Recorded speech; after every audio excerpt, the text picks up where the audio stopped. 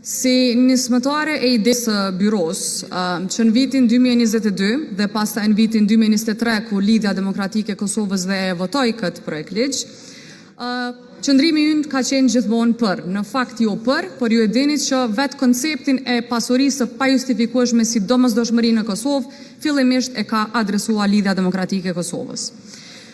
Duke qenë se byroja ka qenë kërkesë dhe inicim i Lidhjes Demokratike të Kosovës, ju kujtohet që ne patëm kërkuar në vitin 2023 që për të pasur garanci më të fuqishme ligjore, ky projekt ligj së pari të shkojë në Komision të Venecias për të marrë dhe filtrat ndërkombëtar. Ky ishte aso kohe para kushti ynë që ta votonim këtë projekt ligj, me që kishim identifikuar nene shumë të rrezikshme, thënë më së buti, për këtë byro. Prandaj më pas filtrimit, natyrisht ne kërkuam standard, kërkuam kontroll, kërkuam qartësi dhe filtrim, dhe kur kjo ndodhi, ne mbajtëm premtimin ton dhe e votuam për në vitin 2023. Por sot jemi megjithatë në një pikë tjetër të diskutimit, sepse dhe ai projekt ligj që aso kohë kaloi u dërgua në gjykatë kushtetuese dhe sikurse e dini u rrëzua, dhe kjo është e vërteta e cila nuk mund të anashkalohet me asnjë retorik. Unë bajtohem plotësisht me këtë shqetësimin që ne po ngrisim në raport me atë që një projekt ligj kaq vital nuk ka pse të mos ketë qenë në konsultim publik. Pra për diçka që prek drejt për drejt të drejtat kushtetuese të qytetarëve të Republikës së Kosovës, më së paku të duhej t'i nënshtrojë një platforme të diskutimit me ekspertë ndryshëm të fushës dhe me shoqërinë civile. Prandaj, sot pyetja nuk është dhe nuk duhet jetë a jemi për apo kundër byros, sepse kjo në fakt mendoj që ka përgjigje të lehtë, por pyetja duhet të jetë a jemi për një byro që funksionon sipas kushtetutës, që është e materializueshme, që nuk cënon apo nuk rrezikon të cënojë të drejtat kushtetuese të qytetarëve të Republikës Kosovës, apo për një byro që rrezikon të maltretojë të pafajshmit vetëm për diskurs publik elektoral. Dhe kam dronë që edhe disa që ndoshta sot e kërkojnë këtë byro mund të mos e kenë të qartë që nesër mund t'i nënshtrohen padrejtisht për shantazh politik, pa çka se nuk nënkupton që detyrimisht nga kjo qeveri. Mund t'jetë cila do shumicë parlamentare. Pra, nëse ne nuk e rregullojmë këtë ligj sot, ne nuk po e luftojmë korrupsionin, ne po e krijojmë një cikël. Ligj, kontestim, rrëzim dhe prapë po kthehemi në pikën zero. Le ta zbresim këtë në nivel pak më të thjeshtë, sepse sot qytetarët kanjëherë kanë përshtypjen që nuk i interesojnë debatet tona juridike gjithmonë, nganjëherë i intereson drejtësia përtej debateve tona juridike, dhe unë dua ta lëshoj në një shembull shumë konkret. Pak më herët u tha edhe nga ministrja që qytetari i rëndomt nuk do të preket. Por çka ne po harrojmë është që 80.000 zyrtar publik janë familjarë të qytetarëve të rëndomt. 80.000 zyrtar publik kanë raporte me qytetarë të rëndomt. Dhe këta 80.000 zyrtar publik kanë ndryshuar ndër vite nga viti 2008, që nuk kupton që sot mund të jenë mbi 100.000 zyrtar publik së paku që mund të prekeshin nga ky projekt ligj. Prandaj po jap vetëm një shembull. Një familje në Kosovë që mund ta ketë një zyrtar publik në mesin e saj, që për 18 vite mund të ketë pranuar edhe të holla nga mërgata, e kam thënë dhe më herët. Para të sjella cash, pa kontrata, pa banka, sepse fundja ju e dini që kështu ka funksionuar realiteti ynë. Sot sipas këtij ligji, kjo familje mund të ftohet nga byroja dhe t'i thuhet dëshmo çdo cent të pasurisë tënde në 18 vitet që shkuan. Dhe nëse nuk mund ta dëshmoj, çka ndodh? A do trajtohet me një arsye dyshimt, a do të iniciohet me një rastin gjykat? Nuk mjafton themi që byroja nuk konfiskon. Ju e dini që maltretimi që mund të bëhet nga institucionet e tilla është mjaftueshëm i rrezikshëm për të krijuar domosdoshmërinë që të jemi të kujdesshëm në këtë fazë. Dhe në një vend si Kosova, ku shumë familje kanë mbijetuar fal remitancave, ky ligj rrezikon të prek pikërisht ata që nuk kanë bërë asgjë të palitshme. Dhe në fakt, droja ime më e madhe është që ata që realisht mund të kenë vjedhur, mund të mos i kenë të hollat as pak as në Kosovë. Dhe kjo çështje as nuk është analizuar në këtë projekt ligj.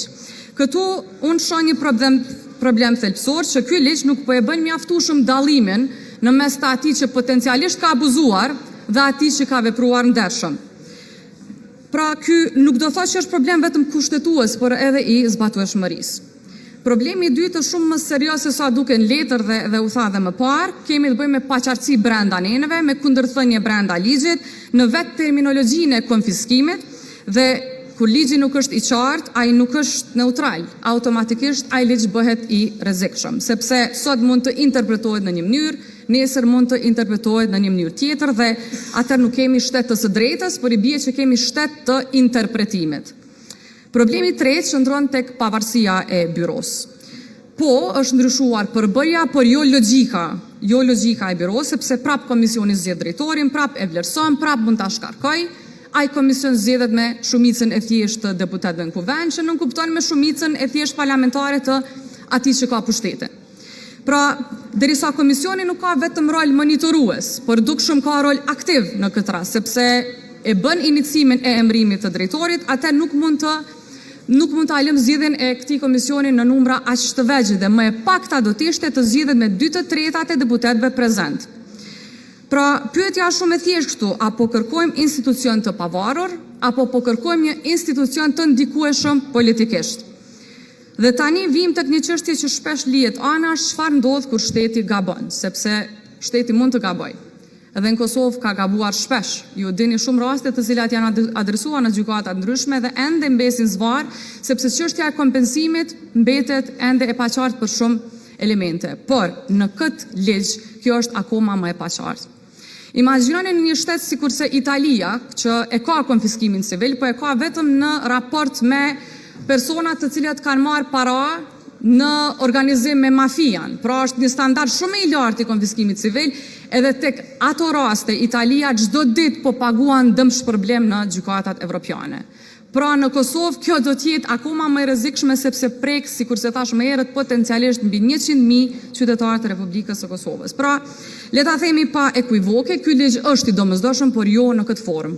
Në këtë formë është i papërfunduar dhe këtu mendoj unë, brenda 2 leximeve do të qartësohet qëllimi real i propozuesit të këtij projektligji. A dëshironi një projektligj që kalon shpejt apo një byro e cila funksionon drejt me një projektligj i cili është shumë i qartë në çdo anën të saj? Apo kërkojmë një fitore politike sot për të thënë që byroja ka kaluar, apo një ligj që qëndron nesër pavarësisht se kush është në pushtet? Prandaj kërkesa jonë sot është shumë e thjeshtë dhe shumë konkrete që brenda 2 leximeve apo çfarë do platforme mekanizmi tjetër që mund ta shihni të arsyeshme, t'i adresojmë të gjitha. Pra, t'i analizojmë nen për nen të gjitha ato që janë evidentuar nga gjykata kushtetuese dhe jo vetëm, sepse unë mendoj që nuk duhet ndalemi vetëm aty. Dhe nuk duhet kjo të bëhet pjesërisht, as nuk duhet të bëhet selektivisht, por duhet të adresohen të gjitha shqetësimet që ne i kemi dhe për këtë e keni jo vetëm mbështetjen, por edhe angazhimin e plot të lidhjes demokratike të Kosovës. E nëse kjo nuk ndodh, nëse për çfarëdo arsye ftohen seanca të jashtëzakonshme, që edhe ky ligj të kalojë menjëherë në lexim të dytë, atëherë kjo ngrit një shqetësim serioz. Dhe nuk dua të them akuzë, dua të them dyshim dhe shqetësim serioz. Pra, byroja mund të bëhet dhe duhet kuptojmë nëse qëllimi i kësaj qeverie është lufta kundër korrupsionit apo është vetëm krijimi i përshtypjes së luftës kundër korrupsionit, dhe kjo do të kuptohet më së miri pasi që të votohet në parim dhe asaj se çfarë do të ndodh pasi që do të votohet në parim. Pra byroja le të bëhet, por duhet të jetë e drejtë, duhet të jetë e pavarur dhe duhet të jetë e qëndrueshme. Nëse e bëjmë këtë, atëherë mund të themi që kemi bërë reformë. Nëse nuk e bëjmë këtë, atëherë po bëjmë propagandë ligjore. Brenda 2 leximeve do ta kuptojmë kush në cilën anë të drejtësisë qëndron. Për sot, vota jonë është për. Faleminderit.